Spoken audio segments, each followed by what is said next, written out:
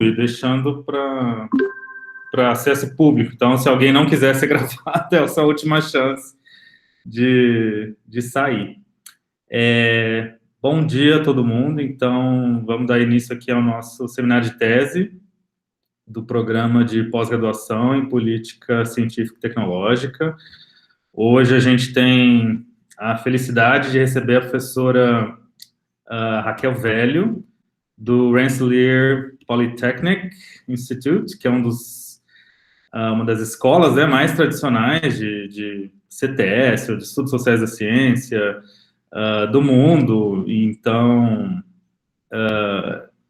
e é uma das poucas felicidades dessa situação virtual, de poder reunir as pessoas.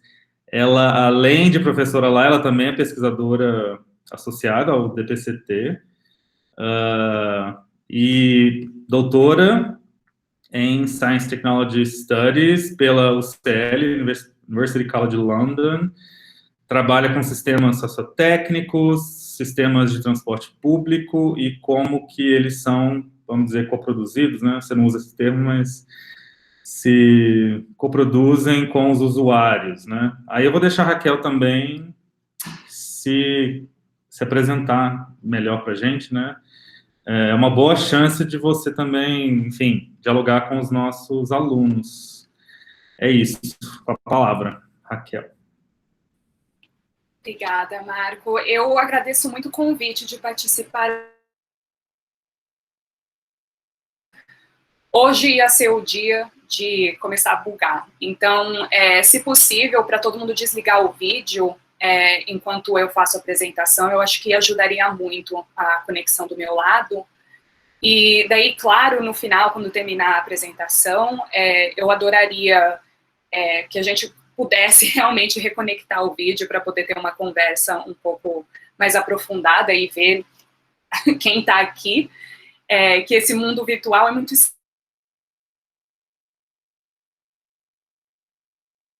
Dizer para as pessoas, se quiserem fazer pergunta no chat,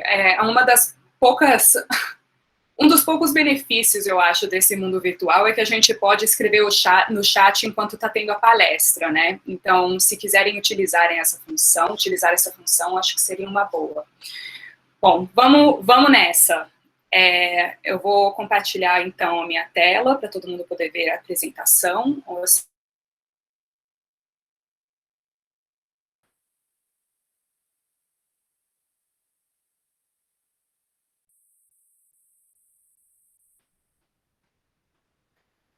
Agora eu não sei porque eu não consigo ver o chat. Mas, Marco, você está conseguindo ver? Se você quiser tirar... Sim. Beleza. Ok. Então tá. Eu adoro a oportunidade de apresentar no DPCT, porque é uma oportunidade para eu falar português, que para mim acaba sendo uma coisa meio rara. E nos últimos 3 anos que eu estou nos Estados Unidos, trabalhando no Rensselaer, eu estou trabalhando com o conceito de infraestrutura, estudando muito sobre o assunto, e eu acho que agora eu estou quase preparada para elaborar meu primeiro livro sobre o tópico. Então, o seminário de hoje é a minha primeira tentativa pública de elaborar um dos argumentos chaves do meu livro, que visa realmente a complicar um pouco o nosso atual entendimento do conceito de infraestruturas. Faz um tempinho que eu brinco que o título do meu livro vai ser Uma Fenomenologia de Infraestruturas. Mas faz tanto tempo que eu brinco sobre isso que agora eu acho que vai acabar sendo verdade.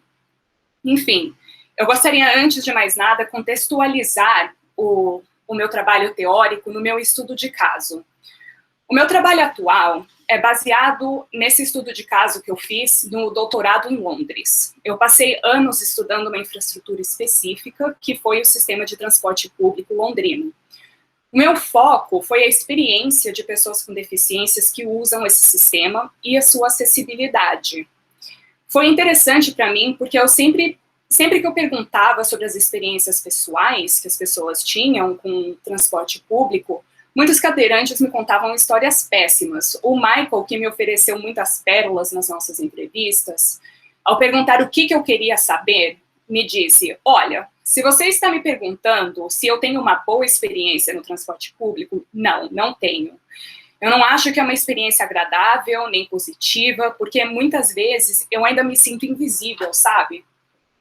Eu não sabia na época que eu fiz a entrevista, mas eu acho que essa fala me deixou uma semente muito importante na cabeça, porque quando eu comecei a fazer a análise do corpo de dados, o mundo da CTS me pedia sempre a entender a infraestrutura como invisível, mas nunca me disse como interpretar o caso de um usuário que se sentia dessa maneira. Daí, com a literatura,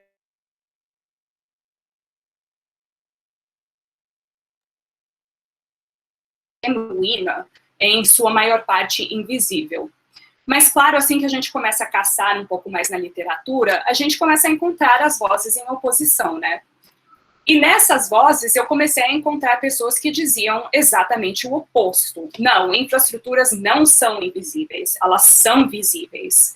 E elas são visíveis por serem instáveis. Elas precisam de consertos, manutenção. E como elas quebram, a gente as vê. Isso é muitas vezes baseado em uma literatura e em uma leitura literal do trabalho da Susan Lee Starr e seus coautores, o Jeff Pauker e a Martha Lampland, que dizem que infraestruturas se tornam visíveis ao entrarem em pane.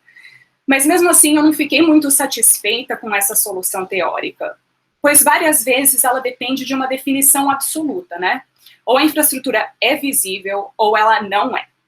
E muitas análises ofereciam uma distinção muito rigorosa. Infraestrutura no sul global, por exemplo, por terem menos recursos, se degradariam com mais facilidade e então elas são visíveis. Mas infraestruturas no norte global, que tem...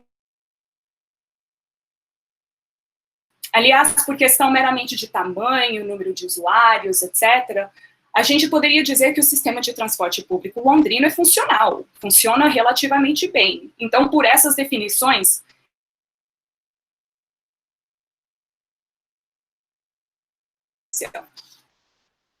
então foi a questão de então como um tópico fenomenológico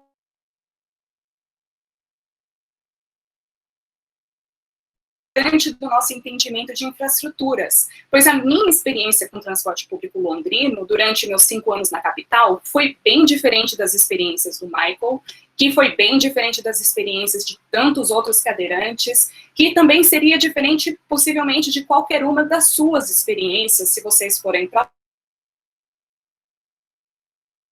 Se formos usar um...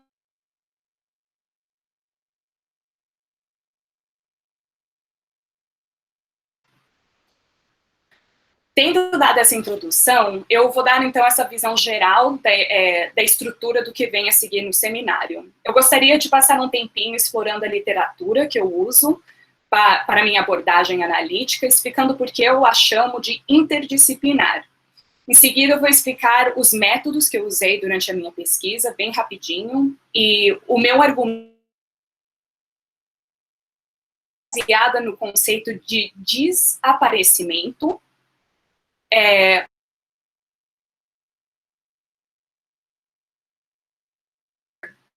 A segunda parte trata de um conceito...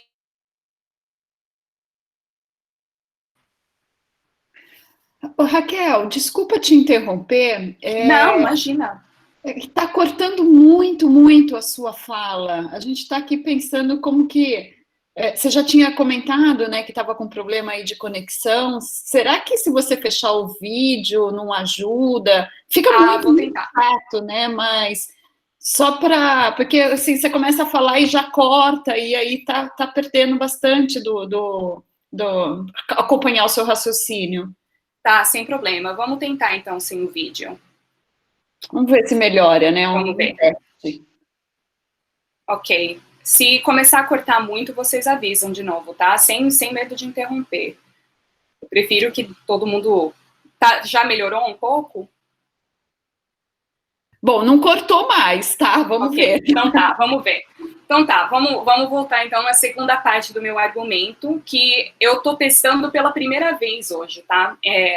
eu chamo de visibilidade ativa ou ativista. Eu ainda não sei se eu estou convencida desse conceito, se é um conceito útil ou se é apenas uma descrição analítica, enfim.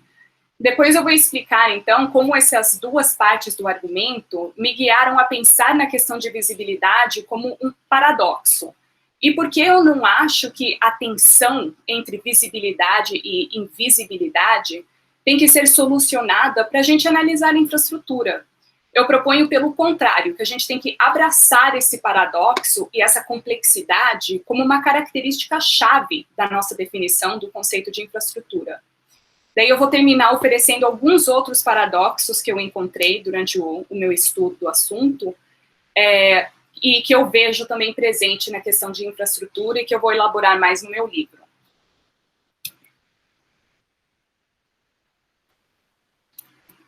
Ok. Vamos tratar então da literatura. Eu gostaria de realçar muito o impacto da disciplina de estudos da deficiência no meu trabalho. É uma disciplina um tanto quanto recente, até um pouco mais do que os estudos da ciência e da tecnologia. E os estudos da deficiência nasceram diretamente dos movimentos de direitos civis na Inglaterra e nos Estados Unidos. O trabalho feito por esses acadêmicos iniciou-se em uma confrontação direta com o que eles chamavam do modelo médico de deficiência, que, de acordo com eles, individualiza e incorpora o conceito de deficiência diretamente no corpo da gente. Então, o foco desse modelo médico, que foi desenvolvido no século XIX com a profissionalização da área médica, o foco do modelo é de curar o indivíduo, e a deficiência é sempre vista como algo negativo. É uma falha do corpo da pessoa, ou até uma falha da profissão médica de não conseguir curar. O uso da cadeira de rodas, por exemplo, é visto como uma falha do médico de providenciar uma cura que permita a pessoa a usar suas pernas. Foi conceitualizado como resposta direta a esse modelo, o modelo social da deficiência, que foi um modelo que surgiu de um grupo de ativistas de pessoas com deficiências, que definiu pela primeira vez a deficiência como uma desvantagem ou restrição de atividade causada pela organização social contemporânea, que não leva ou leva em pouca consideração pessoas que têm incapacitações físicas e que, portanto, as excluem da participação de atividades sociais convencionais. Então, de acordo com esse modelo social, o problema não é a pessoa, mas é o contexto social. A deficiência não é na pessoa, da pessoa, mas sim o resultado de barreiras postas em seu caminho para a integração social. Isso é importante porque finalmente evita a profissão médica como especialistas em cura. A cura para a deficiência não é uma cura médica, mas sim mudanças em práticas e processos sociais. O cadeirante não é mais deficiente porque usa cadeira de rodas, mas sim porque existem barreiras de acesso para a sua cadeira de rodas em um prédio ou falta de meios de transporte para as pessoas acessarem a educação, por exemplo. Mais recentemente, esse modelo também vem se complexificando, tá? Com o desenvolvimento do ramo de estudos do capacitismo, ou ableism studies. E esse grupo de acadêmicos começou a explorar o processo social pelo qual começaram a se criar essas barreiras de acesso para pessoas com deficiência, e também, o que eu acho muito interessante, é como a relação entre as categorias de deficiência e não deficiência vem mudando ao longo do tempo. Alguns conceitos chaves que eu uso para pensar sobre o meu trabalho incluem a questão da corponormatividade compulsória, do Robert McCruer, que é um conceito traduzido para o português por Anai Guedes de Mello, e é um conceito que aborda a expectativa social de corpos serem não deficientes. Eu uso também o conceito de capacitismo neoliberal, do Dan Goodwin, que ele define como a expectativa social que considera como cidadã de verdade apenas aquela que é capaz de produzir dentro da nossa estrutura capitalista. Dos estudos da ciência e da tecnologia, eu pego muita coisa emprestada, então eu não vou passar muito tempo elaborando aqui, mas começando historicamente pelo trabalho do Hughes, o primeiro a teorizar a construção social não apenas de artefatos, mas também de grandes sistemas sociotécnicos. A partir daí, surgiram lindas análises que formam o que muitos agora chamam de estudos da infraestrutura, que é onde eu me enxergo como parte desse grupo. Para mim, tudo partiu do trabalho de Susan Lee Starr, que eu recomendei, eu acho, de uma vez que eu dei um seminário aqui no DPCT, eu recomendei um capítulo dela no Sociology of Monsters, que é uma das coisas mais lindas que eu já li. Mas ela também escreveu muitos livros em coautoria, que deram conceitos básicos usados hoje nos estudos da infraestrutura, inclusive a característica de invisibilidade. E nos últimos anos, houve um grande boom nessa área, com diversos livros tratando do tema de infraestruturas explicitamente e exclusivamente, e eu devo também muito a todos esses livros. Agora, as pontes entre os estudos da deficiência e da CTS não são exatamente raros, mas eles têm um foco um pouco diferente do meu trabalho, eu acho. O Stuart Bloom, por exemplo, estudou muito a questão de adoção ou rejeição de tecnologias assistivas. A Anne-Marie Moll também trata do trabalho interpretativo na definição de doenças. E quando a gente trata de acadêmicos dos estudos da deficiência estudando tecnologia, a análise geralmente é sobre tecnologias assistivas, mas especificamente sobre o impulso capacitivista que existe por trás do seu desenvolvimento. Então, realmente, a ideia de que membros biônicos, por exemplo, seriam uma solução ou uma cura para a deficiência. O Gregor Wolbring, particularmente, escreve uma crítica muito ácida do movimento transhumanista, que eu acho bem interessante, se alguém quiser discutir, também estou disposta. Houveram também algumas tentativas da CTS de participar no processo de definição do conceito de deficiência.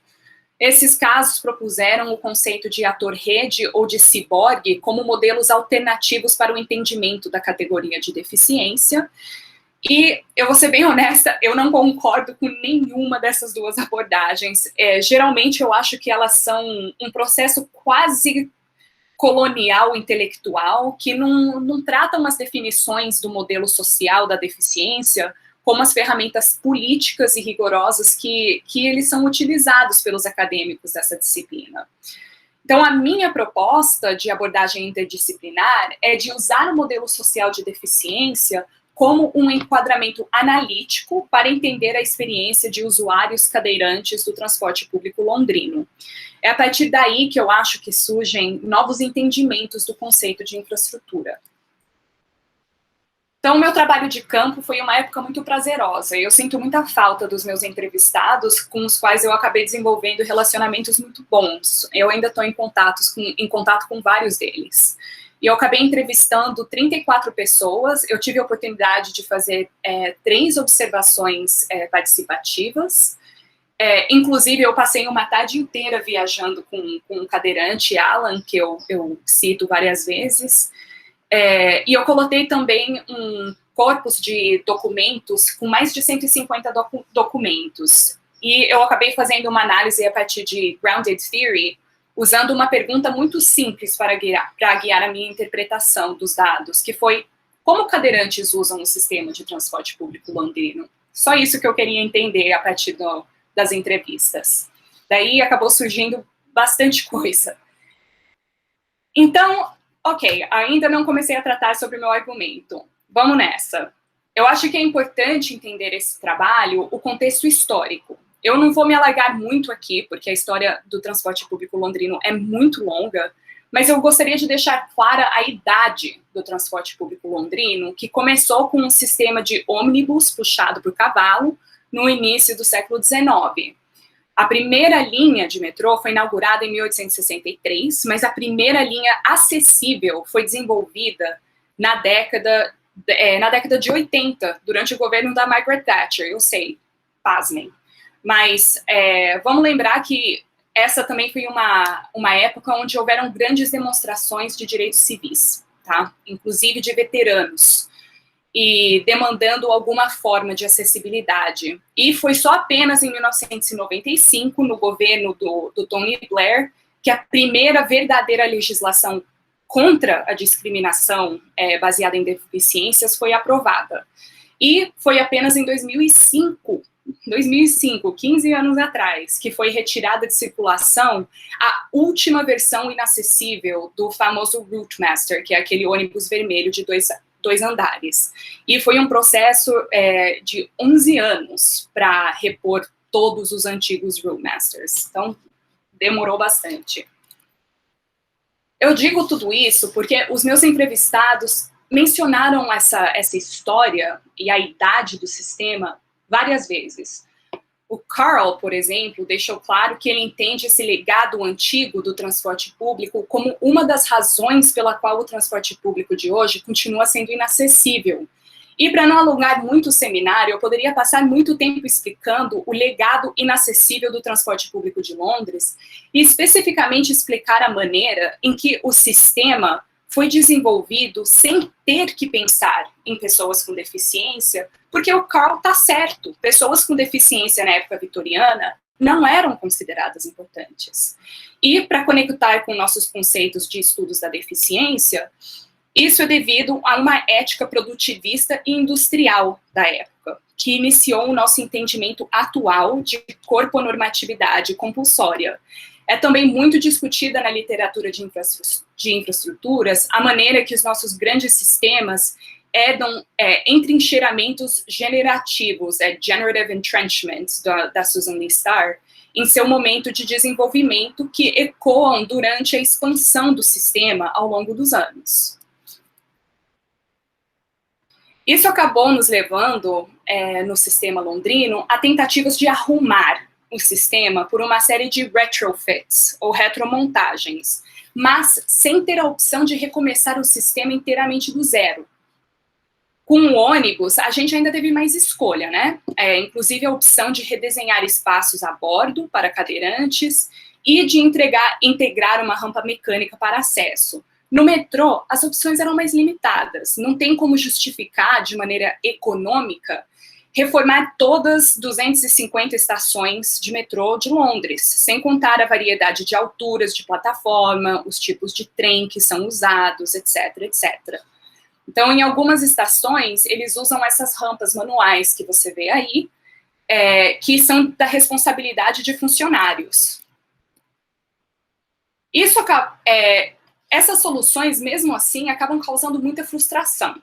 O Michael, me reclamando de todas as rampas e portas de ônibus que quebram o tempo todo, me ofereceu mais essa pérola. A maravilha da tecnologia é a maravilha de quando ela funciona. E, assim como ele, a gente tem o caso da Marie, que explicou o problema constante de elevadores quebrados nas estações ditas acessíveis. A gente tem também, no sistema londrino, um botão específico para ser usado pelo cadeirante, para que o motorista de ônibus saiba que o cadeirante precisa da rampa para subir ou descer do ônibus, mas quando ela é ativada, tem uma sirena que é contínua e muito alta. Todo mundo no ônibus sabe o que está acontecendo. A Sophie me explicou. Eu não gosto que tenha uma sirena que começa a chorar para cima de você e de todo mundo quando você vai subir e descer do ônibus. É um auê todo, mas você se acostuma. Quer dizer, humilhação pública, você tem que conseguir lidar com isso quando você tem deficiências. Eu vejo nisso tudo um caso de desaparecimento, com Y, realmente. Conceito desenvolvido pelo Drew Leder, professor de filosofia do corpo.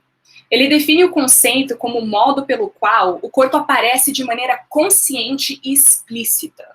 Não basta estar presente no sistema, os cadeirantes são constantemente lembrados de suas diferenças, de não pertencer propriamente ao sistema. Acho que a semelhança entre desaparecer com Y e desaparecer é também um tanto quanto importante aqui, pois desaparecer nos leva a pensar também na primeira frase que os ofereci do Michael, que ele se sente invisível, como se ele não aparecesse no sistema. Quando os cadeirantes que eu entrevistei lidam com situações de inacessibilidade, eles simultaneamente se sentem invisíveis para o sistema e desaparecem de maneira disfuncional para o resto do mundo e para si próprios.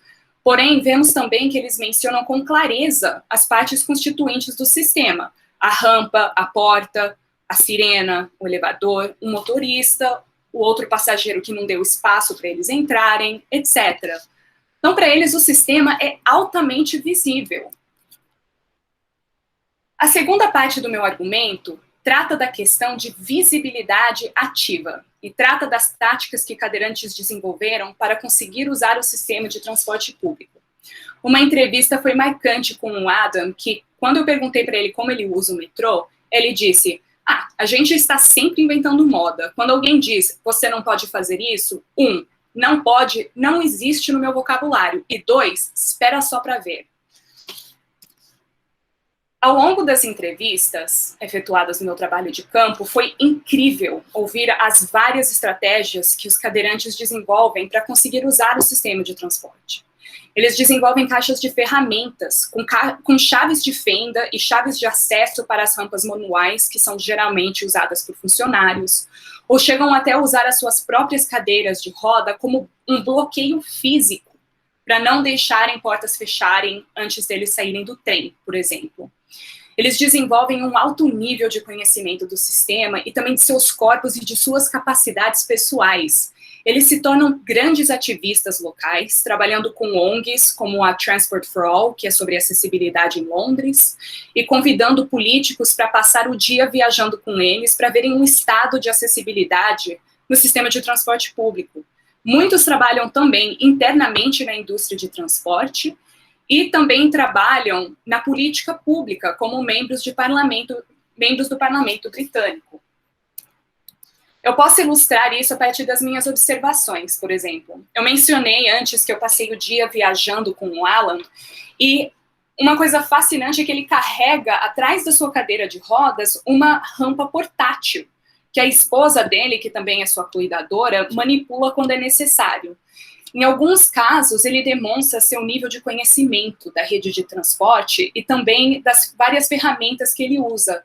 E eu observei um momento em que ele usou essa rampa em uma estação que, tecnicamente, não seria acessível, mas que ele conhecia muito bem, porque ele podia sair usando a rampa própria para entrar em um outro trem que também não seria considerado acessível se não fosse por essa rampa pessoal.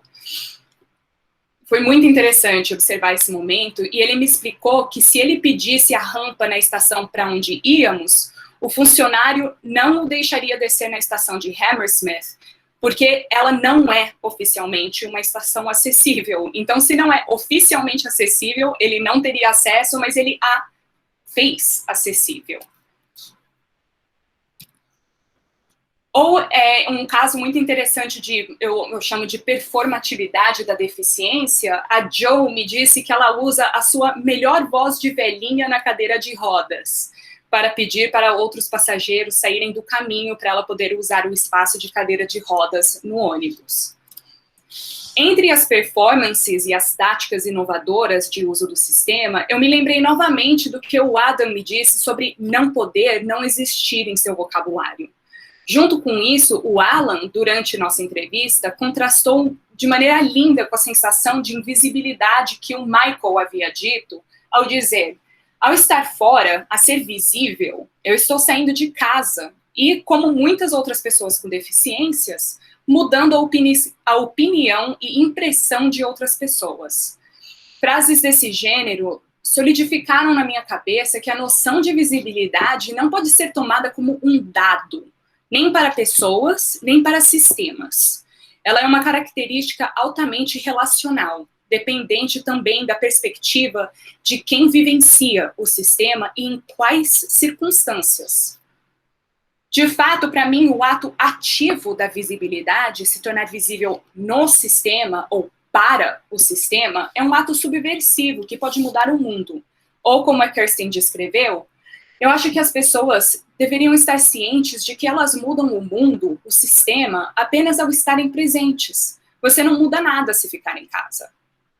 Ao trabalharem constantemente nesse sistema, cadeirantes se tornam legíveis a ele, de uma maneira que poderiam não ser se não fizessem isso, como sentiu o Michael. Eu sugiro que essa visibilidade ativa ou ativista que depende de ações individuais e coletivas para a reinserção de vozes marginalizadas na constituição e formação do sistema ao longo do tempo. Ok. Para resumir as ideias-chave, então, a gente pode dizer que ao estudar uma infraestrutura da perspectiva de usuários marginalizados, como pessoas com deficiências, começamos a entender melhor a questão da invisibilidade e da exclusão, e como essa exclusão se manifesta no sistema devido à herança de valores no momento da criação do sistema. Daí surge, desse sistema vitoriano e industrial, a exclusão do corpo não produtivo e de valores capacitistas. O processo de reinclusão por retrofitting ou retromontagem depende de quem consegue se tornar legível ou visto ou legítimo novamente pelo sistema de maneiras que não o eram previamente. Discutimos algumas das diversas maneiras pelas quais cadeirantes fazem isso pela visibilidade ativa. A partir daí, se torna difícil, então, estabelecer de forma definitiva a invisibilidade ou visibilidade do sistema como uma característica estável.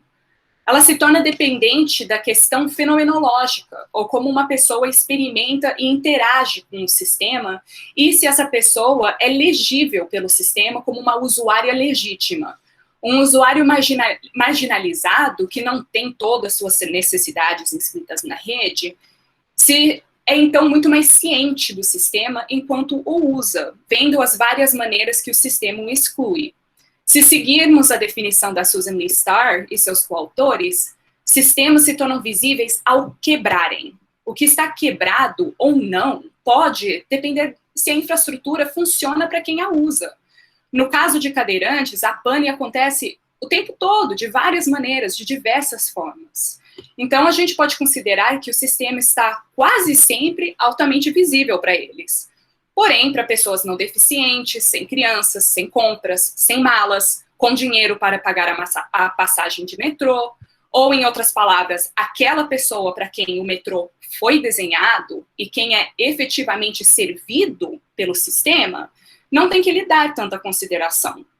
A infraestrutura se torna, como diriam Edwards e seus coautores, uma infraestrutura genuína, em sua maior parte invisível, pelo menos até o trem atrasar. Por isso, eu acho interessante a gente complexificar as nossas análises de infraestrutura que partem de uma perspectiva alternativa do que a gente vem usando. Ou seja, a questão de infrastructural inversion, ou inversão infraestrutural, que é muito usada por quem segue a Susan Lee Starr e o Jeff Balker ao pé da letra. Essa abordagem analítica pede para colocar as partes, digamos, entediantes da infraestrutura em primeiro plano, ou seja, os seus standards, as suas normas, os seus padrões, entender a origem desses padrões, quem os desenhou, por quê. A minha abordagem pede para continuar esse entendimento histórico e de padrão, mas em análises contemporâneas e sociológicas, também pede uma análise fenomenológica. E foi uma análise dependente de colocar no primeiro plano pessoas marginalizadas, com o entendimento que essa marginalização não é ao caso, não é um dado natural do sistema. Tendo sido informada pelos estudos da deficiência e entendendo que a deficiência também não é um dado natural, permitiu elaborar um outro entendimento das características do conceito de infraestrutura. Elas são complexas, infraestruturas são paradoxais, visíveis em um momento e invisíveis em outros. Termino, então, com uma proposta de alguns outros paradoxos que eu estou considerando e que surgiram também dessa análise interdisciplinar. Eu mencionei brevemente o paradoxo do tempo. Infraestruturas são criadas no passado, mas sempre com projetos orientados ao futuro. Isso causa de maneira inevitável uma variedade de tensões internas e externas, pois já dizia o Hughes que infraestruturas têm que lidar com reverse salients, ou salientes reversos, que são as partes do sistema que estão fora de sincronia e precisam ser atualizadas. A questão de retromontagem, eu acho, também demonstra uma coisa muito parecida dessa tensão da passagem de tempo e a maneira que a gente tem que atualizar infraestruturas para sua sobrevivência e que torna um pouco difícil datar uma infraestrutura de maneira exata. Qual que é o momento realmente da criação de uma infraestrutura, quando a gente está sempre adicionando uma nova linha de metrô, quando a gente fecha uma estação, quando a gente abre outra, etc. Eu vejo também um paradoxo, então, na materialidade, pois infraestruturas têm que ter uma certa maleabilidade estrutural para permitir as mudanças prescritas pela passagem do tempo, mas elas também têm que ser rígidas para serem duradouras. Por último, temos o paradoxo do conhecimento, e eu vou ser honesta, esse eu ainda tenho que trabalhar um pouco para entender e definir. De maneira bem breve, eu vejo uma tensão entre o conhecimento especialista e o conhecimento leigo no desenvolvimento e no uso da infraestrutura. Enquanto especialistas ditam as normas, nada evita usos ad hoc por usuários do sistema de maneiras não previstas. O Alan, com a sua rampa manual, é, para mim, um exemplo perfeito disso. Enfim, essas são algumas das maneiras que eu venho pensando sobre infraestruturas a fim de complexificar o que não me satisfazia na definição do conceito. Eu espero ter oferecido alguns momentos de reflexão e adoraria saber o que vocês acham, se deu para ouvir alguma coisa no meio disso tudo, porque eu acho que eu já falei demais. Muito obrigada. Raquel, muitíssimo obrigado. Acho que você desligando o vídeo funcionou, parou de ter interrupção. Ótimo. Então, ouviu muito bem a sua fala. Eu já tenho várias coisas aqui para falar, mas eu vou deixar, o Fernando lembrou aqui no chat, quem quiser fazer pergunta, se inscreva pelo chat, o Fernando vai mediar. Eu me inscrevo lá pelo segundo ou terceiro lugar. Seria bom as pessoas falarem antes. Marco, acho que você pode começar, porque daí vai dando tempo das pessoas se inscreverem aqui. Porque uma dessa mensagem já estava meio para o final do vídeo. Então você pode começar enquanto o Marco estiver falando, vocês podem se inscrever. Eu recomendo que todo mundo deixe desligado, porque está funcionando muito bem. Então, eu estou com medo de estragar. A Janaína está perguntando.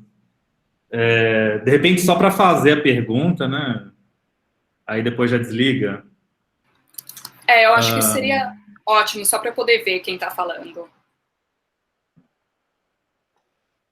Então, para esquentar, eu vou colocar duas provocações, assim, uma que é uma dúvida, se você encontrou na sua pesquisa, Raquel, uma coisa que acontece com outros pesquisadores, por exemplo, quem vai pesquisar, e você deve saber disso muito melhor do que eu, o pessoal que estuda surdez, por exemplo, esse ativismo surdo que vai, digamos, rejeitar a ideia de disability, né, de aquilo ser uma deficiência, pelo contrário, aquilo é uma linguagem própria, uma cultura própria. E por exemplo, pessoas trans no mundo todo, e aqui no Brasil acontece muito, que rejeitam pesquisadores cis algumas vezes, que não querem ser objeto de pesquisa, querem eles próprios ter sua própria voz. Se você encontrou isso na sua pesquisa, ao pesquisar pessoas, usuários de cadeira de rodas ou esses usuários do transporte. A outra questão é se você dialogou. Eu não vi isso no artigo, né? Nem na sua fala, mas eu acho que isso deve ter sido colocado, deve ter sido perguntado muitas vezes, né? A ideia da perspectiva parcial, privilegiada da Haraway. Porque eu gostei muito da sua ideia de que o usuário, quer dizer, a infraestrutura ela é invisível de maneira muito parcial, muito situada, né? Se eu não consigo usar, se eu não consigo acessar, aquilo é muito visível. E eu sou invisibilizado, né? Eu, usuário, que não estou apto, né, entre aspas, a ser usuário, ou não fui pensado como usuário. Isso me lembrou muito as ideias da Haraway, de conhecimento situado. E eu acho que também as teóricas decoloniais falam bastante disso. se isso é algo com que você dialoga ou não, né? Porque me parece que você está falando de perspectivas parciais e de conhecimento situado. Bom, é isso. Marco, obrigada pelas perguntas. Eu vou começar pela primeira. Eu acho a comunidade surda com S maiúsculo, ou em inglês D maiúsculo, é muito interessante. Historicamente, realmente tem essa rejeição da categoria de deficiência por tentar se classificar, e o Bloom fala um pouco sobre isso também no livro dele, de se categorizar como uma minoria linguística. E é uma coisa que vem mudando um pouco recentemente, com muitos grupos de surdos se aliando agora com grupos ativistas de deficiência. E uma das razões, eu acho, é que cresceu muito também estudos da loucura, MAD Studies, e cresceu também muito estudos de deficiências invisíveis, como demência, autismo, etc., e com isso acabou vindo uma onda muito grande de reclaim, né, a palavra deficiente, de pegar essa categoria com orgulho. Então, assim, o orgulho deficiente. Um pouco análogo, então, à questão do orgulho LGBT. E a questão da pesquisa, eu acabei não encontrando ninguém que não se classifica como pessoa com deficiência. Todo mundo que eu entrevistei se classificava como pessoas com deficiência, e em inglês se diziam, eles diziam que eles não queriam people first language, né? Então, em inglês, eles não queriam person with disability, eles queriam disabled person. Porque para eles, assim, isso, eu fiz 34 entrevistas, e das 34, eu acho que 25 falou assim: quando você escrever sobre mim, escreve disabled person. Eles queriam realmente essa categoria como parte do movimento ativista da Inglaterra. E eu digo isso porque a Inglaterra e os Estados Unidos têm uma diferença interessante aí, de como esse movimento se movimentou ao longo dos anos. Agora, adorei a questão da Haraway.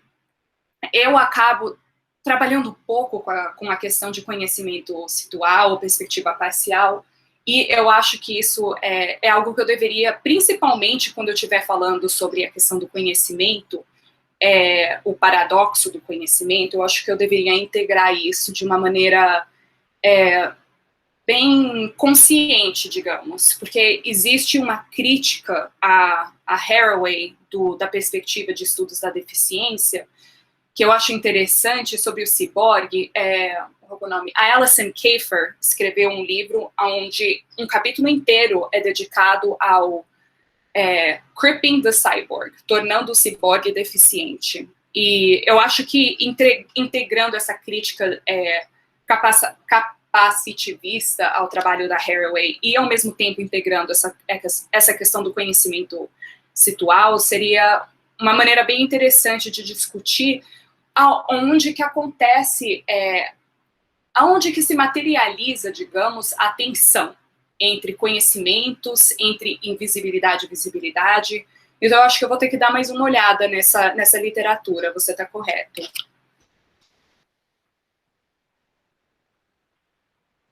Perfeito. Marco, Raquel, a gente tem uma pergunta aqui da Rebeca. Eu não sei se você prefere olhar aqui pelo chat ou se você prefere que eu leia a pergunta. Rebeca, não, pode ler. Isso ela colocou aqui. Fico pensando nessa ideia de exclusão do corpo não produtivo em época de pandemia, já que agora a infraestrutura de comunicação é central. Você vê nessa uma possibilidade de inclusão desses corpos na estrutura produtiva capitalista a partir da mudança do trabalho para o mundo digital? Pergunto isso porque li uma matéria sobre o trabalho de pessoas trans durante a pandemia e como isso tem sido libertador para algumas deles, já que não tem que lidar com o olhar discriminatório dos outros. Amei essa pergunta, porque a pandemia tem sido realmente muito interessante para muitas pessoas com deficiência, e eu tenho muitos amigos, alguns entrevistados, mas acabei criando grandes redes de comunicação com pessoas com deficiência e grupos ativistas de pessoas com deficiência, e tem muita coisa semelhante com isso. Realmente, uma das coisas que eu mais vi foi uma coisa assim, um comentário que alguém fez assim, agora todas as conferências podem ser virtuais, né? Só porque vocês não deficientes agora não conseguem ir para a conferência, agora tudo se tornou virtual. E, ao mesmo tempo, houveram algumas críticas a isso, que é a questão de como que a gente torna o mundo virtual acessível, que é muito menos óbvio para pessoas não deficientes do que parece, porque, assim, digamos, alguém que tem um problema auditivo, que está passando o dia na frente de uma tela e se encontra na situação que a gente está atualmente. Vídeo não está funcionando e, além disso, o vídeo sempre é um pouco complicado, não dá para ver a pessoa realmente ao vivo, então não dá para fazer leitura de lábios. E daí como que a gente faz? Tem que ter certeza que tem um plugin de closed caption, né, para ter legenda, um sistema de legenda. Então, mesmo nesse sistema atual, vem se complicando. Inicialmente foi assim, então agora a gente pode fazer tudo virtualmente, mas assim, como que a gente torna as nossas infraestruturas virtuais também verdadeiramente acessíveis? É mais um passo para ser considerado.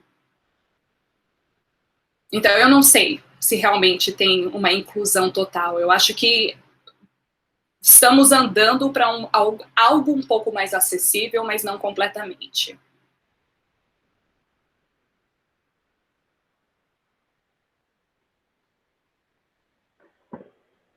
Certo.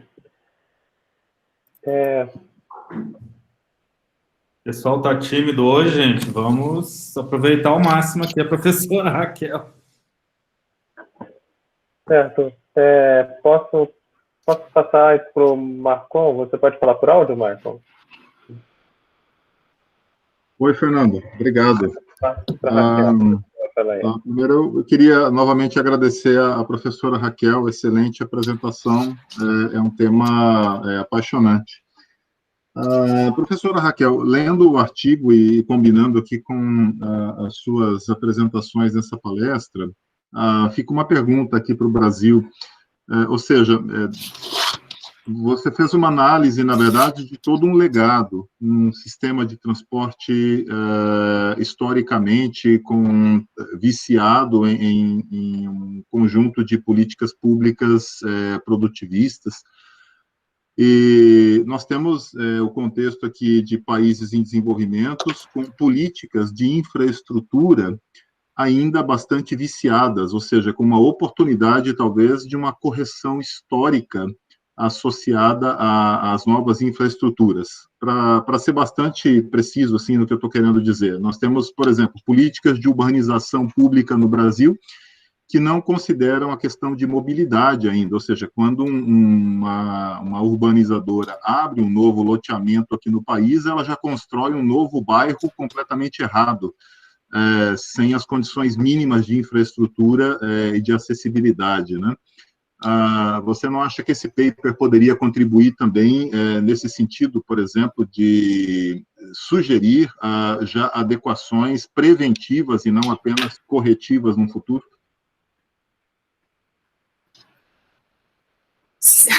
Antônio, adoro essa pergunta. Eu escrevi, foi para a revista da LabJoy faz um tempo, uma coisa um pouco mais orientada para o público, dizendo um pouco isso, para ser bem honesta, que o Brasil tem a oportunidade, por ainda estar desenvolvendo, toda vez que desenvolve-se um novo bairro, etc.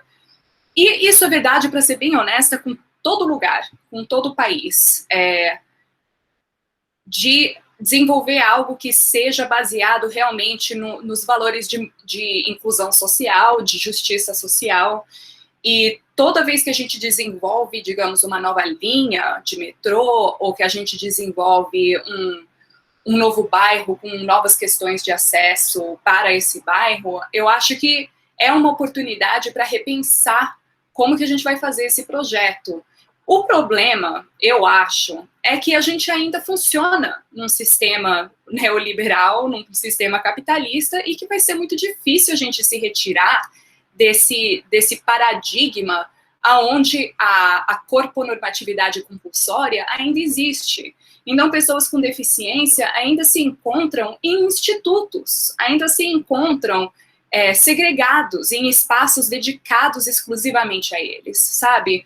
E daí continua esse ciclo vicioso, realmente, onde pessoas com deficiência são segregadas, então elas não usam transporte público, então elas não são vistas como usando o transporte público, e então a gente diz que não precisa de provisões de acessibilidade. E o ciclo recomeça novamente, porque daí pessoas com deficiência não podem sair de casa, não continuam segregadas, etc, etc, etc.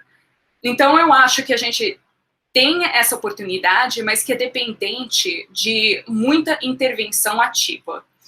E eu adoraria, se alguém tiver contato com isso, eu adoraria ser posta em contato com pessoas que estão pensando sobre isso e que estão fazendo intervenções dessa maneira. Eu gostaria muito de pensar em como contribuir com essa pesquisa, não apenas teoricamente, mas realmente em política pública. Mas agradeço muito a pergunta. Ótimo, obrigado. Eu passo, então, para a professora Leia Velho.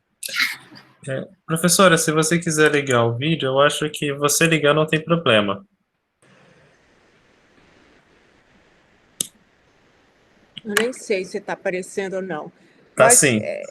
eu queria um pouco voltar numa pergunta que o Marcos fez, e que acho que a Raquel passou um pouco por cima, que é a ideia de uma discussão antiga na sociologia da ciência, que tem a ver com a questão dos insiders e outsiders, já que o Merton discutia isso já nos anos 50, 40, que é a ideia de que só quem vive uma situação que é capaz realmente de produzir um conhecimento legítimo e válido e sensível sobre aquela situação. E, bom, um pouco eu estou vivendo isso porque eu estou revendo um artigo que o Bruno Latour escreveu sobre uma etnografia na Amazônia, e que acho que ele não entende nada sobre como funcionam as coisas no sul global, muito menos na Amazônia, então acho que por isso ele faz bastante erros. Eu queria saber como é que foi a sua sensação. A gente sabe que nos estudos de disabilidade, boa parte dos autores que contribuem são autores que têm desabilidades ou são pessoas com desabilidade. A gente sabe que o movimento de mulheres, o movimento de negros também tem um pouco de dificuldade de aceitar conhecimento que vem de pessoas ou de grupos de pesquisa que não vivem a situação dessas pessoas que eles estão estudando. Aí eu queria saber como é que você sentiu isso no seu trabalho, se é uma coisa que foi clara ou não foi, como é que você lida com essa situação? Eu acho que bom retomar essa pergunta do Marco da questão, principalmente sobre trans. E também eu acho que, devido ao momento, a conjuntura social nos Estados Unidos e o movimento Black Lives Matter, também é importante repensar essa pergunta, que eu estava pensando muito sobre isso, porque uma colega minha, que é uma colega branca em Londres, que trabalha com a questão de mulheres negras na ciência. E eu lembro, quando ela começou a fazer o trabalho dela, o que ela, sendo mulher branca, sobre o lugar de mulheres negras na ciência, o que isso queria dizer para o meu próprio trabalho como não deficiente, fazendo trabalho em estudos da deficiência. Eu acabei não encontrando, durante o meu estudo de caso, momentos onde isso causou tensão. Eu acho que parte disso, e eu não posso falar pelos meus entrevistados, mas parte disso veio da metodologia que eu escolhi. Eu acho que eu coloquei, assim, e passei por cima no slide falando sobre método. Eu fui muito informada pelo trabalho do Fausto Borda e sobre pesquisa emancipatória. E também existe dentro dos estudos da deficiência essa ideia de pesquisa ativa emancipatória. E eu não quis em nenhum momento falar pelos meus entrevistados sobre a experiência deles. E eu acho que foi a maneira em que eu tentei, e foi por isso que eu quis ser informada pelo modelo social da deficiência. Porque quando eu fiz essa escolha, e lendo a minha tese agora, eu tenho muitas páginas que são citações por inteiro de entrevistas, eu não queria dar a impressão que eu estava falando por eles. Eu queria mostrar que a minha análise era baseada na fala deles, mas que não estava tentando comunicar diretamente com estudos da deficiência, mas sim partir de pressupostos dos estudos da deficiência para falar com estudos da infraestrutura. E eu não sei se eu resolvi essa tensão. Eu acho que é uma tensão que sempre vai acabar existindo. A outra coisa que eu tentei fazer de maneira ativa, que eu recomendo muito, eu acho que eu mencionei a última vez que eu fiz um seminário no DPCT, é devolver para os participantes do meu trabalho o que foi que eu fiz e o que foi a minha análise.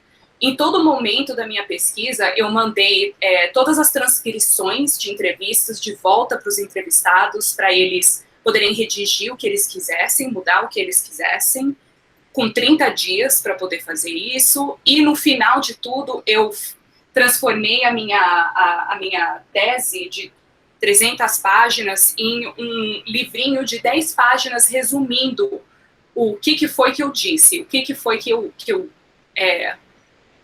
dei como conclusão, e enviei também para várias ONGs que me ajudaram a recrutar pessoas para entrevistar, etc. E foi dali que eu comecei a desenvolver de verdade um relacionamento diferente com os meus entrevistados, que vira e mexe ainda me mandam mensagem por e-mail, por Twitter, para falar sobre a situação atual em Londres.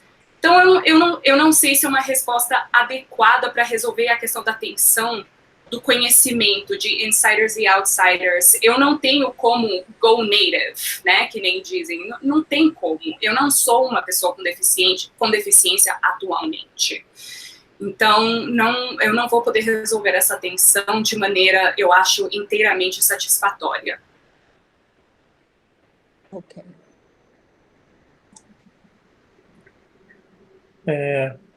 A Lara, aqui, Raquel, fez uma pergunta. Ela colocou aqui, lavar as mãos é a regra do dia, né?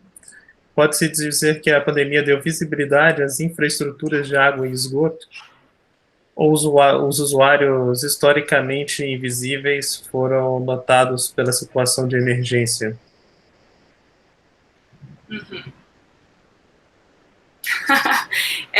Essa eu acho que é uma pergunta que a gente tratou aqui em Nova York, na cidade onde eu moro, de uma maneira interessante. Tem um morador de rua que mora como que se diz? Tem um shelter aqui próximo de casa, e sempre vimos os moradores de rua que dormem lá, de vez em quando, passarem pela rua. A gente conhece vários deles, e quando começou a pandemia, uma amiga minha perguntou pro Peter, que é um desses moradores de rua, como que ele estava, se ele estava bem, se ele estava conseguindo se manter saudável, e se ele estava lavando as mãos. E a resposta dele foi: aonde? Ninguém me deixa entrar dentro de loja, ninguém me deixa entrar dentro do café para poder lavar as mãos, e o único acesso que eu tenho à água, a infraestrutura de água, é quando eu entro dentro do shelter de noite para dormir fora do frio. Então, eu acho que realmente tem uma questão interessante que deu visibilidade à infraestrutura de água para certas pessoas de uma maneira que não a era antes, mas que para pessoas que nem o Peter, a visibilidade de acesso a esse mundo já era pertinente. Não sei se desculpa, Lara, eu não sei se é uma resposta ideal, mas eu acho que tem como fazer análise muito parecida com essa que eu propus para o transporte público, também para todas as infraestruturas de água, de eletricidade. A outra questão que eu venho pensando muito é acesso à internet de qualidade em ensino médio, em ensino de escola elementar, primária. Então, tem muitas questões de acesso e invisibilidade que são pertinentes no mundo da pandemia. Certo. Eu vou passar para o Marco aqui, ele vai fazer mais alguns comentários e também se a Lara quiser fazer alguma observação, fique à vontade. Marco. Gente, vamos deixar essa timidez de lado, né? Senão eu vou ficar fazendo um monte de pergunta aqui. Aproveitando, eu queria voltar naquela coisa ciborgue, mas não agora, porque acho que é um papo mais longo, mas me interessa muito essa conversa, porque eu sou muito Donna Haraway, quase fã, então eu fui conformado... Tudo bem, eu sou assim com a Susan Lee Starr. Pois é. E eu sou assim, eu fui feito pesquisador um pouco lendo, eu cheguei onde eu cheguei lendo o Manifesto Ciborgue, então... Mas vamos deixar isso para depois. Eu queria voltar, na verdade, falar de novo, puxar outros temas, né? Um tema mais teórico, que você também evoca no seu trabalho, mas o artigo não desenvolve tanto, né? Que são as mudanças no sistema e como que eles são mutuamente constituídos, né? Uma coisa que eu gosto muito, a gente trabalha muito no grupo, nas disciplinas que eu dou, essa mútua construção, mas você fala de estratégias, de performance, de performatividade do usuário, mas a gente não viu tanto a adaptação do sistema. E muita gente fala, assim, até a Flávia trabalha com transições, né? Grandes transições, de grandes sistemas sociotécnicos. Muitas vezes a gente vê o lado da política, mas não vê o lado do usuário, do ativista, como é o seu caso, né? Você está chamando o ativista para pensar essas transições. Então, pergunta depois disso tudo como é que a gente pensa e como é que a gente pratica essas transições de grandes sistemas a partir dessas micro-performances, desse ativismo, que às vezes não é tão micro, né? Isso é uma coisa. A outra é puxar você para falar do artigo, né? E da metodologia, porque você falou de Grounded Theory, muitos alunos aqui estão fazendo, mas eu queria saber como é que você fez na sua pesquisa. E também a pesquisa andando eu acho que você, né, você falou, você andou com eles pelo sistema. Então, a metodologia da pesquisa, são muitas perguntas, né? Metodologia da pesquisa, a questão do artigo e a questão das transições.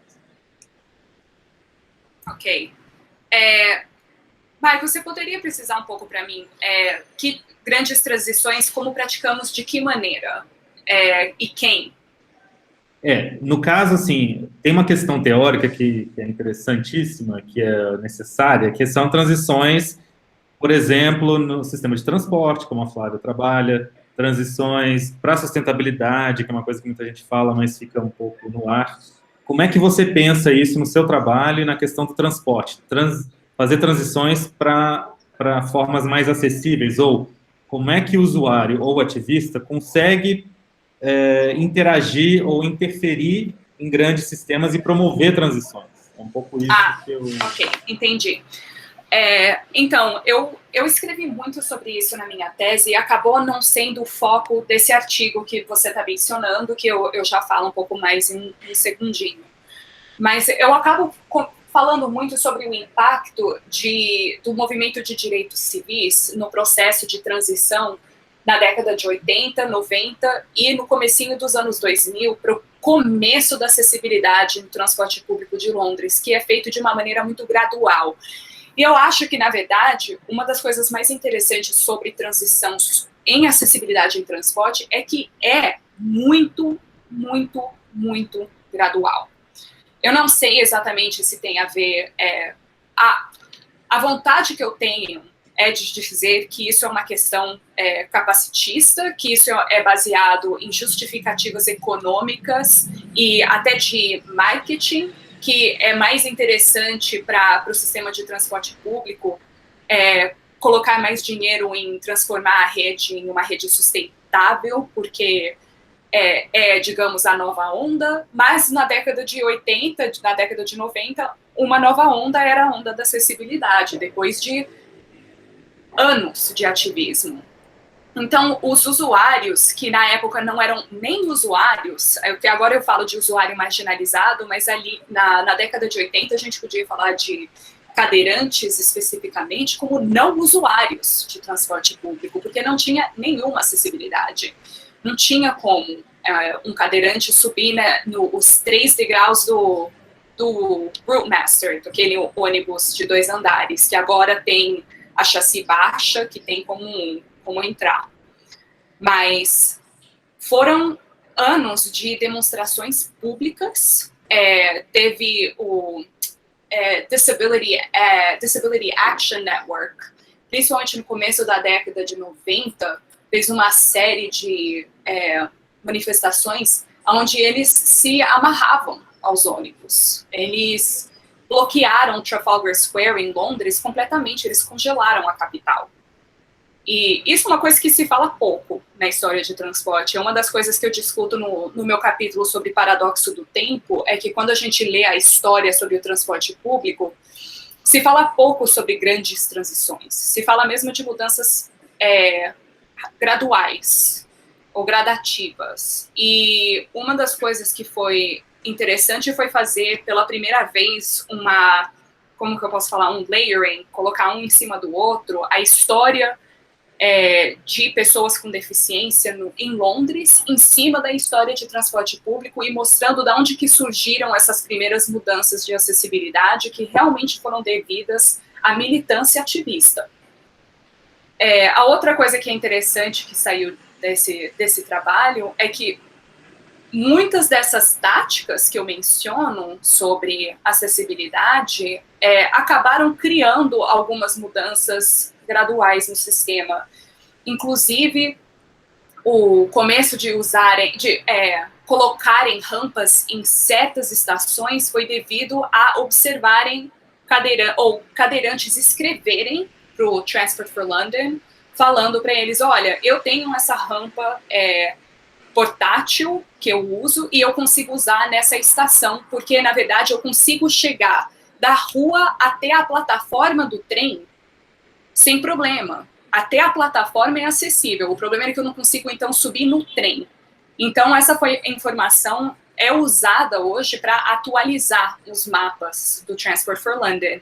E o mapa que eu mostrei também no slide é um mapa que foi criado por uma pessoa com deficiência, onde ele coloca um xizinho nas estações que ele não consegue usar. Isso também acaba sendo usado para desenvolver mapas cada vez mais detalhados pelo Transport for London, que acaba recolhendo muita informação num sistema de alerta. Então, assim, tem todos esses processos que eu acho que é muito difícil falar de uma grande transição óbvia na acessibilidade, e realmente é um trabalho gradual de muitas décadas atualmente. Estamos entrando, então, na 4ª década de discussão de acessibilidade. Agora, o artigo, eu decidi falar pouco sobre isso porque eu percebi que eu queria focar na questão de visibilidade. E tem um limite de palavras, então eu acabei tendo que cortar alguma coisa. E eu acabei cortando discussões mais específicas sobre mudança de sistema, sobre a questão, até que a gente já falou sobre insider, outsider, não sei o que, eu acabei não falando sobre isso. E a resposta, o parecerista, isso que eu queria discutir também com alunos, e se quiserem um dia me mandar e-mail para falar sobre o processo de revisão de um artigo, eu percebi que eu não consegui focar a invisibilidade da maneira que eu queria focar naquele artigo, e o parecerista me disse isso. Que não ficou muito clara a conexão entre a literatura de infraestrutura e a questão da visibilidade e invisibilidade, e especificamente na minha análise de onde que vinha a questão de invisibilidade. Então, agora eu estou no processo de transformar esse artigo um pouco mais, para parecer um pouco mais com o seminário de hoje. E Grounded Theory, essa metodologia, como eu fiz? Eu realmente entrei no campo, e isso é uma coisa que eu acho que eu gosto de fazer, é entrar no campo sem ter muita predeterminação do que eu queria encontrar. É por isso que eu usei essa pergunta tão abrangente para informar o meu trabalho. Então, eu fui simplesmente com essa pergunta de como pessoas que usam cadeira de rodas usam um sistema de transporte público, e as minhas perguntas, as minhas entrevistas duravam entre 1 hora e 3 horas, 3 horas e meia, mas a maioria em torno de 1 hora e meia, 1 hora e 45. E eu vou ser bem honesta, eu ia com uma estrutura muito vaga. Eu chamo de estrutura de entrevista semi-estruturada, mas eu acho que poderia quase ser chamada de desestruturada, porque eu ia, assim, realmente com a ideia de perguntar assim, então, como que é a sua experiência? Como que você usa o transporte? O que é uma viagem média quando você pega o trem ou quando você pega o ônibus? E acabou gerando muita informação e o processo de análise foi difícil devido ao fato de que eu entrei com essa ideia de fazer Grounded Theory, então eu fui fazer uma análise interpretativa e me deparei com uma quantidade de códigos de classificação, de interpretação, que eu acho que chegou a mais de 100.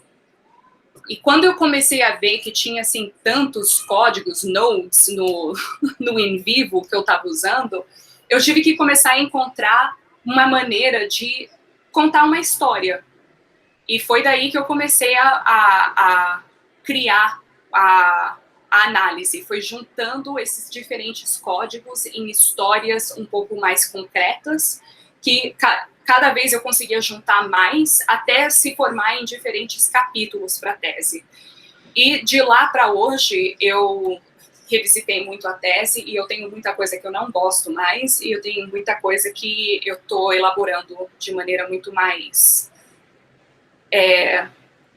baseada na teoria, na minha contribuição teórica, porque o livro que eu quero escrever agora é um livro mais de contribuição teórica para a CTS e para os estudos da infraestrutura.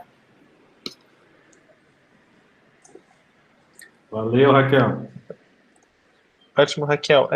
Temos aqui mais 3 questões, né? Eu vou fazer primeiro a questão da Flávia, depois eu passo para a Cibele, aluna nossa da disciplina, fazer por áudio, e depois eu vou fazer a questão do Matheus.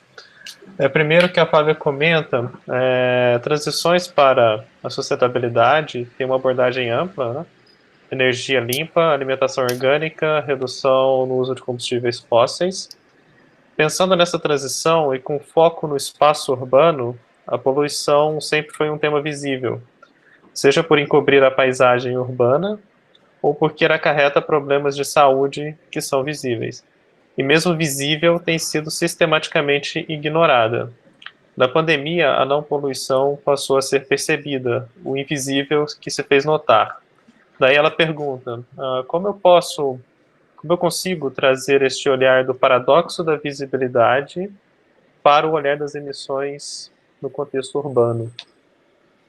Flávia, eu acho que você acabou de fazer, para ser bem honesta. Eu acho que aí você já está mostrando exatamente essa questão do paradoxo da visibilidade. E eu acho, assim, uma das coisas que eu teria como pergunta nesse...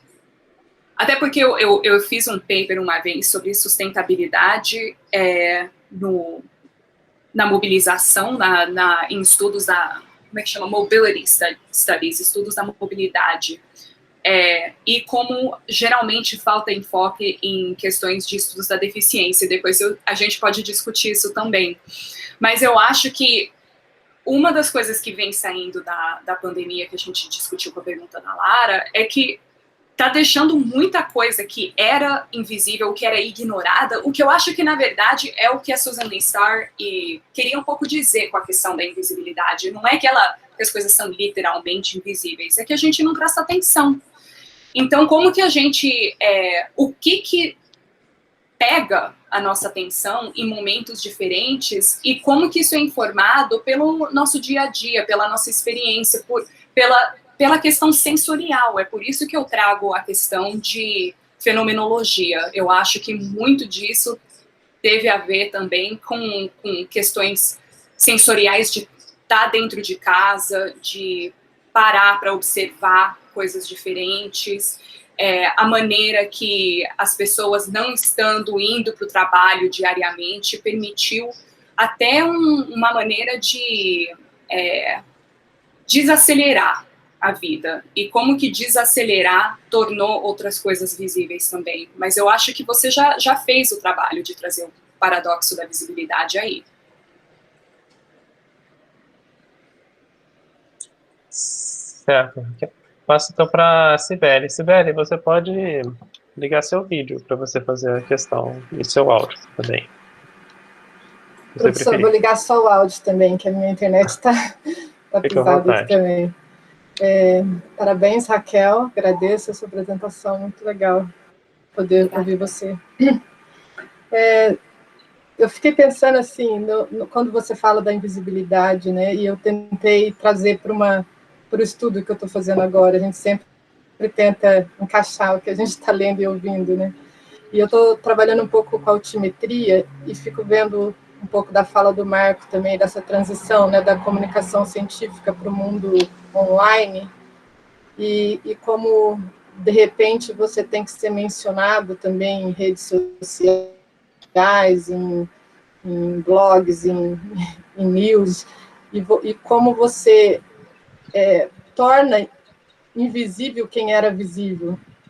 Vou tentar explicar melhor. Pesquisadores que teriam uma visibilidade numa plataforma, talvez nessa nova configuração, pelo fato da altimetria ser ainda uma ferramenta que capta essas menções prioritariamente pela língua inglesa, se a língua também acaba sendo essa deficiência que torna um monte de gente como um usuário marginalizado. Eu queria que porque eu vi que o seu artigo está lá, né? Tem até a altimetria do lado, então você tem visto isso. Como você enxerga essa invisibilidade nessa configuração? É interessante. Eu tive uma aluna na aula de estudos da infraestrutura que foi discutir questões legais e religiosas no instituto no contexto indiano como questões de infraestrutura. Eu acho que eu entendo muito pouco de infraestruturas digitais, mas tem muito trabalho em infraestruturas digitais que discutem essa questão também de invisibilidade, quem é tornado invisível dependendo de plataformas. Eu não sei ao certo como que eu poderia contribuir pela questão de deficiência. Eu acho, de vez em quando, muito difícil usar a deficiência como analogia para outras coisas. Até por isso que eu hesito quando eu falo sobre analogia com, por exemplo, o movimento feminista, ou o movimento negro, ou o movimento LGBT. Tem que sempre entender que tudo isso acontece em contextos históricos e são movimentos próprios. Então, por mais que a gente tenha capacidade de mostrar como essas coisas são semelhantes, elas não são iguais. Por isso que eu acho sempre complicado usar a palavra deficiência como coisa que não seja realmente abordando a questão da deficiência, como é entendida pelo trabalho de acadêmicos da deficiência, assim como eu não usaria o contexto queer de estudos LGBT em espaços onde a analogia não é apropriada, sabe? Então, eu diria que eu tomaria cuidado em usar a deficiência de outra maneira.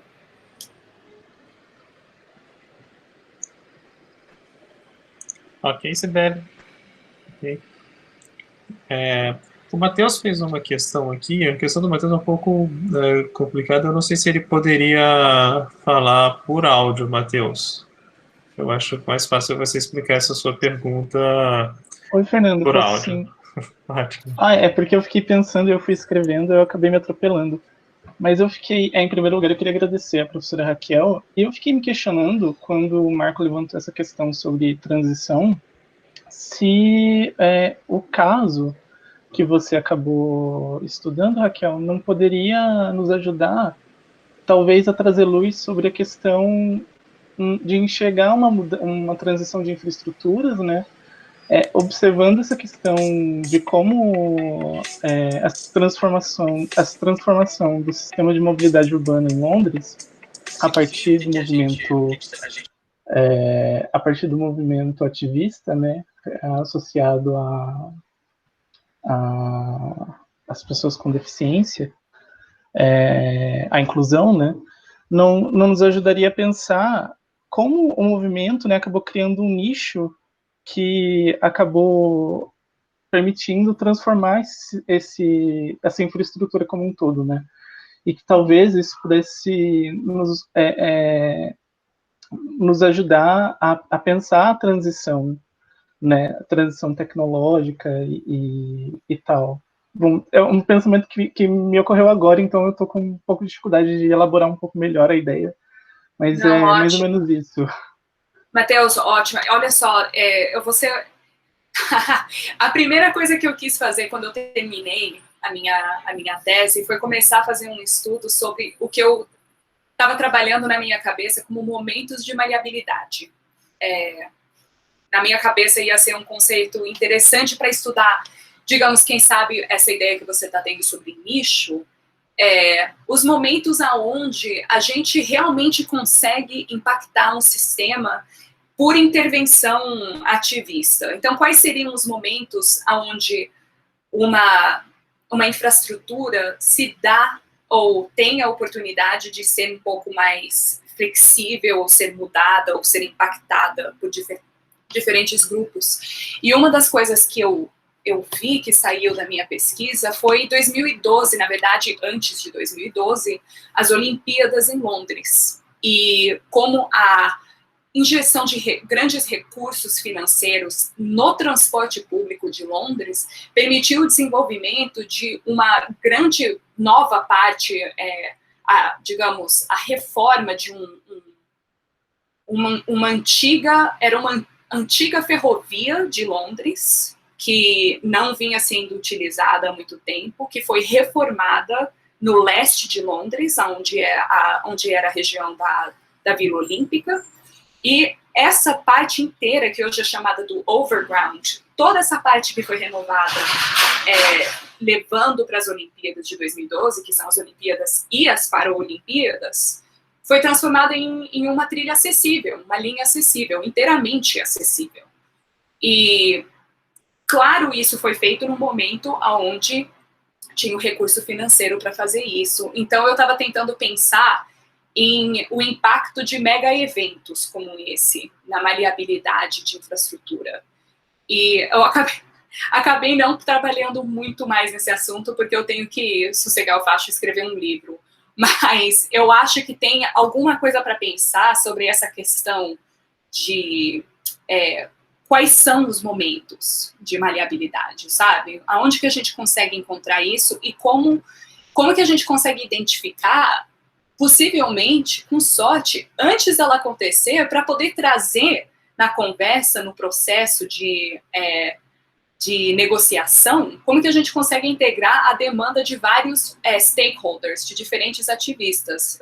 Eu venho pensando nesse assunto, Matheus. Nossa, Raquel, obrigado. E só para terminar, eu achei super interessante você comentar essa questão dos mega-eventos, porque é um pouco fora da minha área de trabalho, mas eu acabei tendo uma ideia um pouco, não parecida, mas eu tenho pensado um pouco a questão dos mega-eventos e a criação de nichos, assim, sabe? Essa questão de... e a questão das cidades também. E aí, você me falando isso agora, acho que me deixou mais curioso ainda para ir atrás. E aí, se você tiver alguma coisa, a respeito, depois se puder entrar em contato com você. Claro, eu vou colocar meu e-mail no chat, é só me mandar um e-mail, a gente pode trocar figurinha. Ah, é ótimo. Obrigadão, viu? Claro. Ótimo. A Gabriela, Raquel, tem uma pergunta um pouco semelhante, né? Ela pergunta se você conhece estudos que olham a infraestrutura e deficiência no Brasil. O que você quer nessa... Com essa, digamos, interseção explícita de infraestrutura e deficiência, eu não conheço no Brasil. Se alguém conhecer, eu adoraria. Eu conheço pessoas que trabalham em estudos da deficiência, e eu mencionei a Anaí, que fez a tradução do conceito do McRuer, de corponormatismo compulsório. E, claro, pessoas que trabalham com questão de infraestrutura no Brasil. Mas eu não conheço pessoas que trabalham exatamente com essa interseção. Eu sei que na Unicamp tem um grupo que trabalha com normas de tecnologia assistiva. Eu não sei se é na Unicamp propriamente, mas é associada. Eu acabei nunca entrando em contato com eles, mas ainda está na minha lista de tarefas para fazer. Mas se alguém conhecer, eu adoraria entrar em contato. Tem uma orientanda da Leia, né? A Adriana, que fez um trabalho... Sim, claro, com né? motorista, com carro e deficiência, com certeza. Eu também, na época da minha graduação em Geografia, eu tive aula com o professor Vitor Ribeiro Filho, que ele tinha deficiência, ele trabalhava isso pela perspectiva na geografia, né? Ele tem um trabalho de mobilidade urbana com pessoas de mobilidade reduzida. Demais, Fernando. É Vitor Ribeiro Filho o nome dele? Vitor Ribeiro Filho. Ele é professor de geografia na Federal de Uberlândia. Obrigada, vou ver se eu entro em contato com ele, então. Uberlândia tem um caso interessante, eu acho, dessa questão de mobilidade. Bom, eu vou passar aqui para a questão do Guilherme. Ele desdobra a pergunta dele a partir da pergunta da Flávia, e ele comenta em que medida que essa invisibilidade pode ser pensada como um processo também construído. Esse é o primeiro ponto que ele coloca. Mas também pensei em que enquanto os impactos ambientais ficam mais visíveis, também vão sendo produzidos espaços e estímulos que tiram nossa atenção desses problemas. Fiquei curioso sobre isso durante a apresentação também. Como é a dinâmica de projeto desses sistemas que geram esse tipo de resultado, invisibilização dos grupos, né? E quais seriam as formas possíveis de pensar esse processo de projeto de outra forma? É uma questão de aumentar a participação dos usuários. Ele questiona, né? É só uma questão de aumentar a participação dos usuários. Eu acho que uma das coisas que, trabalhando com a questão de design universal, e, aliás, tem um colega em Vanderbilt, Amy Hamry, eu posso colocar o nome dele no chat, que trabalha com a história do design universal.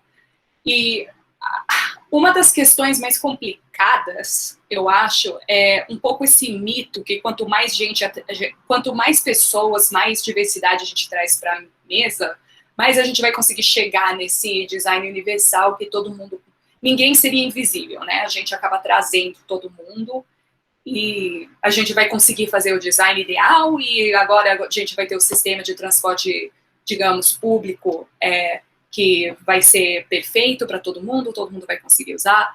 Eu acho que é uma coisa muito difícil. Eu acho que, falando de maneira não pessimista, digamos, mas quem sabe realista, a gente nunca vai saber quem que a gente está tornando invisível.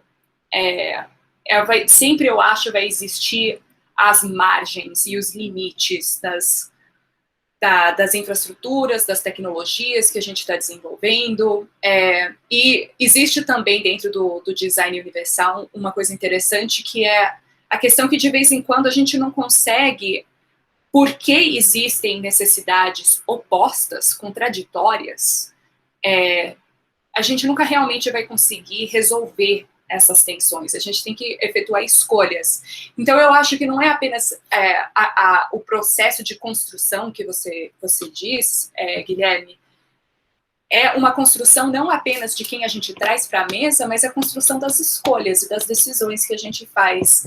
E qual que é o give and take, né? Qual que é o processo dessa decisão e quem que ganha e quem que perde. Então, eu acho que vai ser não é apenas uma questão de aumentar a participação de usuários. Eu acho que isso faz parte, mas eu acho que, no fim, essa tensão nunca se resolveria de maneira perfeita.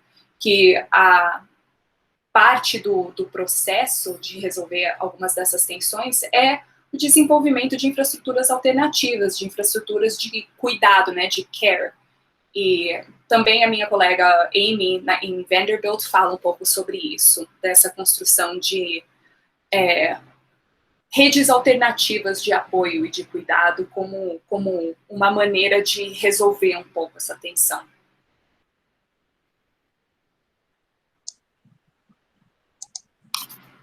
Ótimo, Raquel. Aqui tem um comentário também da Rebeca, né? Ela colocou aqui uma tese. São essas as questões. Eu passaria aqui para o Marco, se alguém colocar... tem... A Cibele fez mais uma colocação. Ela gostaria que você comentasse sobre as dificuldades de trabalhar com esses dois campos de estudo. Você cita no artigo essa interseção. Nesse sentido, quais são as dificuldades que se enfrenta na construção dos seus conceitos? A gente tem tempo para uma resposta longa. Uma das coisas que foi difícil eu entender sobre o meu trabalho é que eu tenho uma análise e que eu consigo elaborar de uma maneira um pouco mais clara, eu acho que apenas agora, depois de, sei lá, eu fiz doutorado, 4 anos doutorado, mais 3 anos, faz 7 anos que eu estou tentando elaborar um pouco isso, e agora eu acho que eu tenho clareza de que eu tenho uma abordagem interdisciplinar, porque ela é informada pelos dois campos, mas a minha contribuição, de fato, é para um campo específico. Eu acho que ter isso claro na minha cabeça me ajudou na construção do meu conceito, porque eu sei que o meu conceito de infraestrutura continua sendo informado pela CTS. E a única coisa que eu acho que realmente muda na minha abordagem é por ter esse cuidado no trabalho com pessoas com deficiência, na maneira que eu desenvolvi a metodologia de pesquisa, que eu tratei os meus informantes, que uma relação de cuidado ali, eu acho que apenas ajudou a informar o trabalho que eu fazia dentro da CTS. Então, assim, a minha interseção é a interseção analítica, mas não de contribuição. Eu não sei se isso faz muito sentido. Eu disse que estava um pouco mais claro, mas não sei se está. Cibele, o que você acha? Sim, deve ter sido bem complicado. Eu faço a pergunta porque eu também sou jornalista e tentando contribuições em campos diferentes, sempre estou numa outra casinha, né? Então, eu pensei que você também tivesse passado por algum desafio nesse sentido. Total. Obrigada pelo seu comentário.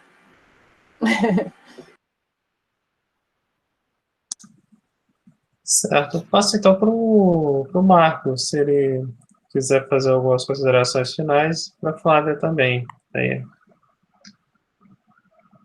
Não tem consideração final. Se ninguém mais tiver perguntas ou comentários, eu vou liberar a nossa convidada. Então, alguém mais? Obrigada, Marina. Gente, foi extremamente rica a conversa. Raquel, muitíssimo obrigado. Eu acho Agradeço que o convite. E fica o convite para mais vezes. Eu ainda quero falar sobre ciborgue, mas fica para uma outra vez. Vamos falar sobre ciborgue, sim. Se quiser, eu te mando a referência que eu mencionei da Alison Kafer. Sim. Eu acho maravilhoso quero. o texto dela.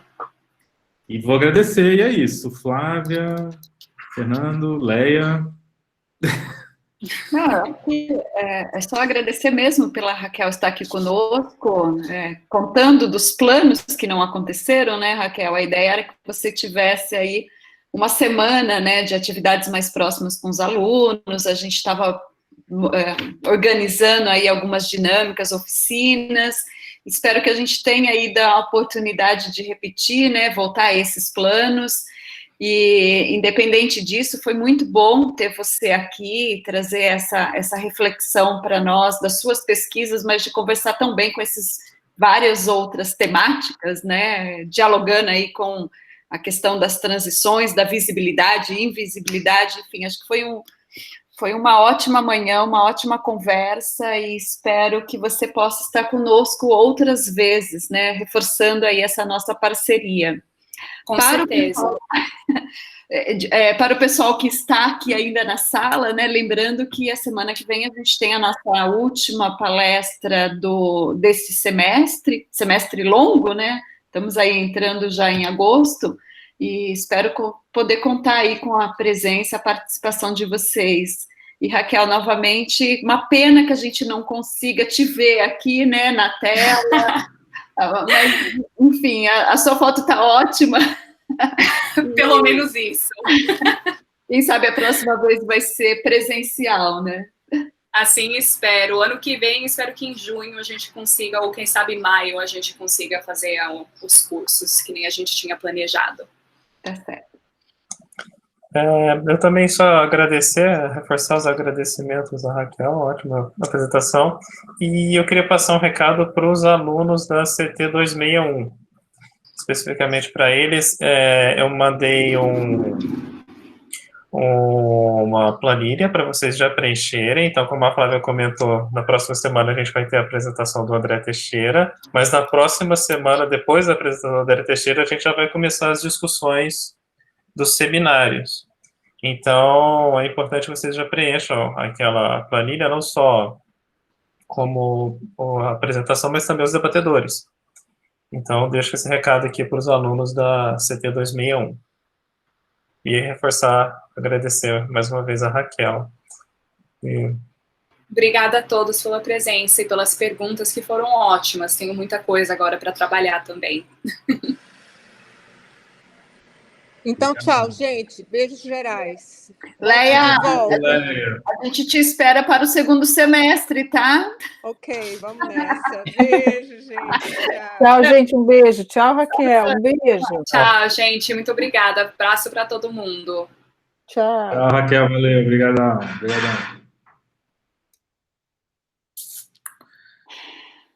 Então, terminar a gravação.